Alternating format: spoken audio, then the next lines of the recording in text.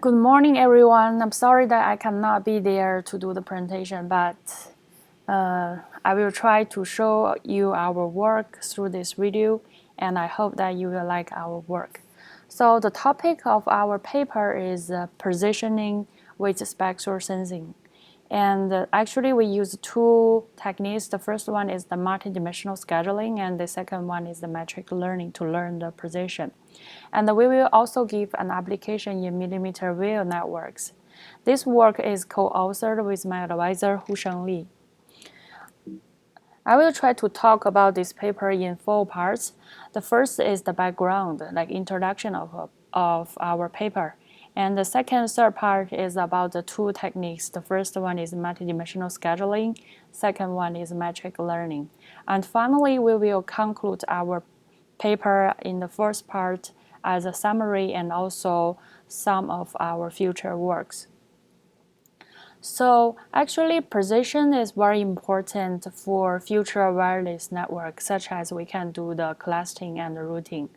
And recently, we can learn the positions by using GPS, GNSS, and some other auxiliary approach, such as we can use the receiver or transmitter power, and we can use antennas to do the estimation. But there are still cases where in cognitive network or wireless sensor network where this equipment might be too expensive. We cannot afford the GPS, GNSS, and sometimes we don't even know the location or the power of the transmitters, not even say the antenna receivers. And the only information we know is the spectral sensing result. So with the only information, the spectral sensing result, how can we learn the position? And actually, here we do one simple assumption that we assume that the nodes have similar spectral situation, like they have similar spectral activities, and then they are close with each other. As you can see in this figure, in figure A, B, C, there are one primary user, and the primary user is trying to changing the place. And the sensing node, like the second user in the cognitive network, they are not moving, but they can sense whether the primary user is active or not. And if there is one primary user active in this area, and all the second user in the area can sense the primary user and see if the primary user is, or the channel is available.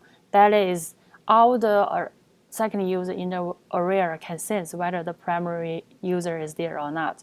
And for the second user in other places, they cannot sense that primary user since the primary user is not there. So based on these simple assumptions, we try to let the second user, like the sensing user, to sensing the channel or the primary user activities. And there are two cases. One is one-time loss. Like we will try to use the sensing user, try to sensing the primary user. If the primary user is active, then we use 1 to stand for the active of the primary user. And if the sensing user cannot sense the primary user is there, then we use 0. And then we can build a matrix. And the matrix, as you can see here, is shown in equation 1. And similar, we can also do the multi-time slots. Like we can calculate t time slot and do a calculation and do the and calculate the availability distribution of different primary users or different channels. As you can see here, we use two methods to calculate the availability distribution of the channels. The first one is random sensing, where we just let the sensing user to sense the primary user's activity and see if the primary user is work or not. And we build the matrix, as you can see in equation 2. And also we use another method which is called calibrate filtering, which is very popular in machine learning. That is, the sensing user will try to exchange information with its neighbor and try to learn whether there is a primary user active in that area. So based on these two ways, we can build two metrics. The first one is the SRD and the second one is SCF. And this both stands for the availability of the channel, or say the primary user's activity distribution.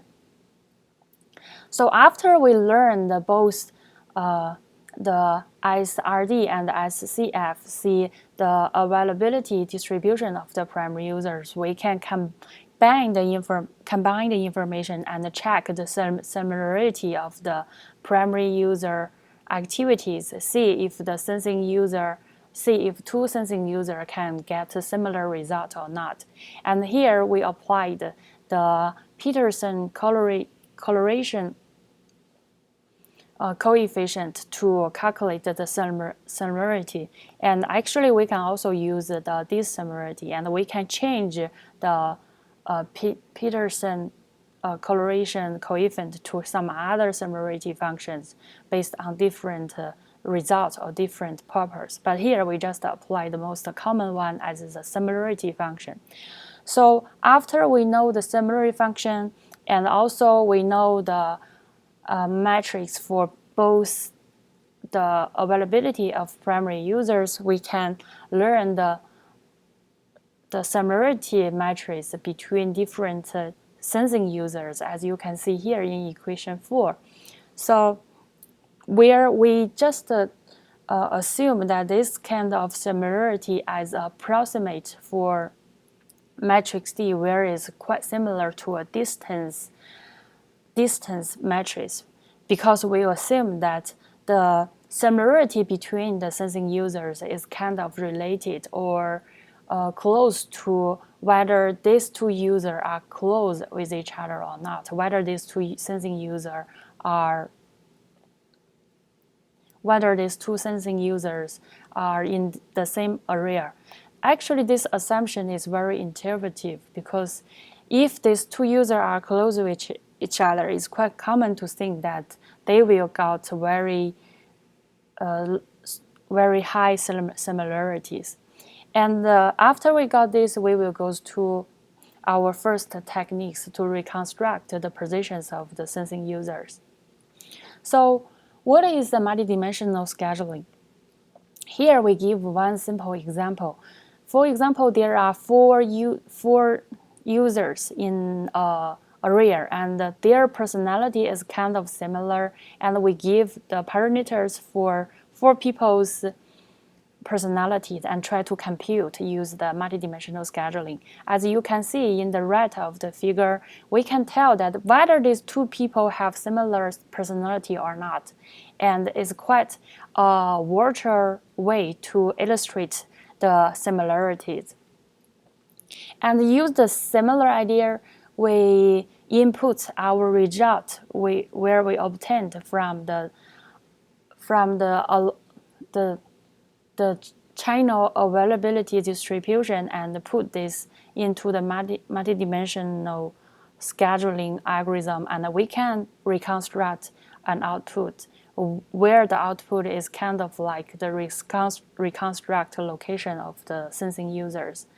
And here is the output of the multidimensional scheduling. And as I said previously, we use 2 methods. The first one is RD, the other is CF, the random sensing result, and also the collaborating filtering result. And the result is shown on the left figure. The MDS stands for the matrix multidimensional scheduling, and the NMDS stands for the non-matrix multidimensional scheduling. As we can see that both work very well if all the sensing users are kind of clustered with each other. And actually the collaborating filtering result is even better than the random sensing result, because in the collaborating filtering result, there are kind of information exchange between the sensing users. And as you can see here, the error is still very big, since the location is still based on the sensing result and it's not so accurate enough.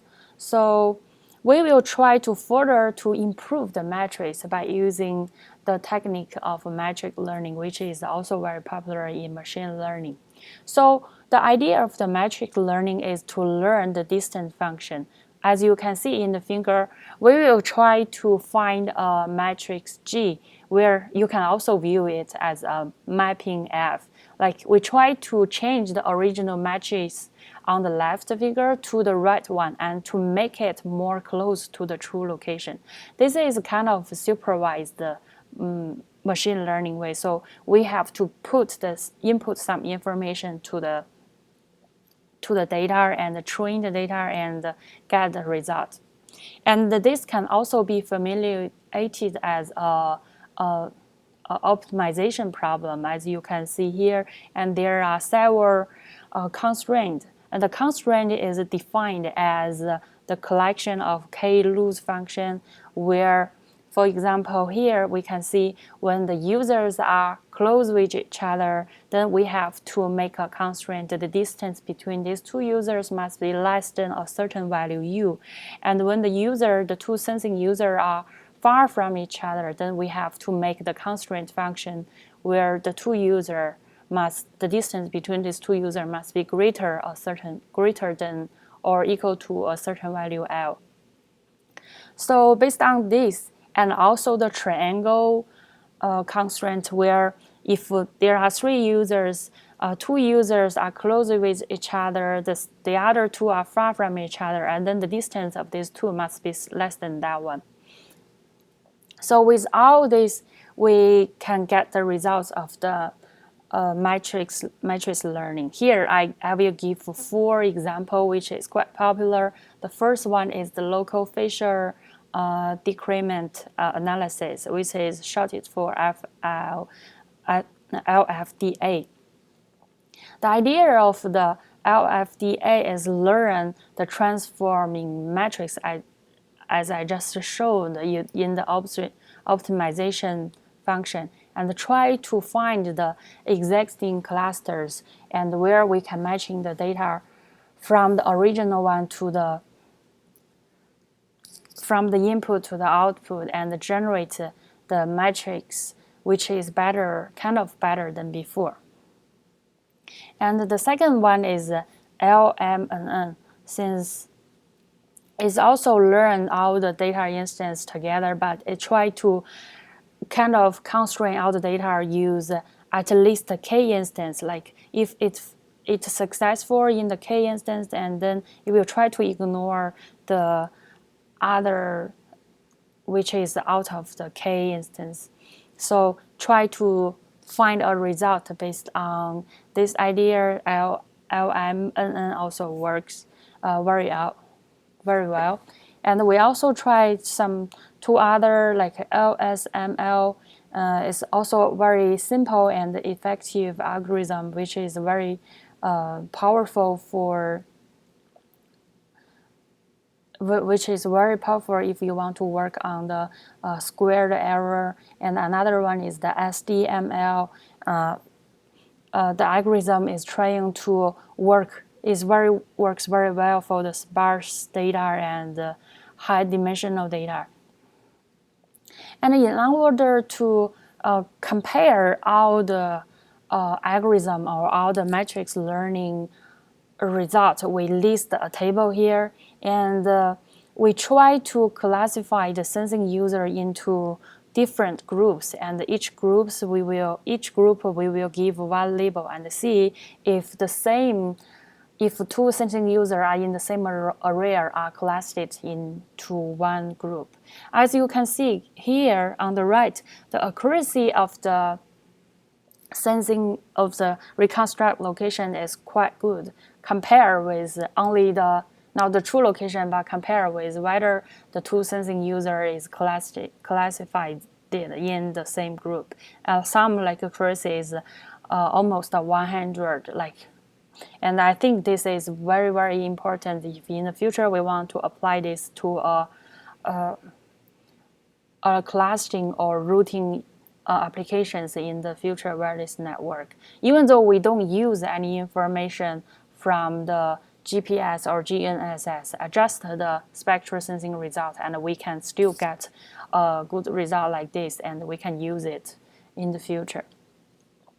So here I will conclude our paper. We propose one scheme with two techniques to try to use the similarities or the spectral sensing results in cognitive network and try to use it to reconstruct the locations. And second, even though the location estimation error is still very big, like it's quite far from the true locations, but it's still very useful for future network, such as the routing and the network clustering applications. And in the future, we will try to improve our results by let some location being known, because if we have known some locations, maybe it's better for other sensing users to adjust the result and get a better result. And also because by changing the metrics through the matrix learning, we have to manually to scale and tune the result or the output of the metric learning to its original result. But in the future, we will try to use the machine learning or reinforced learning to find an optimal solution, which we don't need to tune or scale it by our hands. We can try to find a result automatically. And that is all for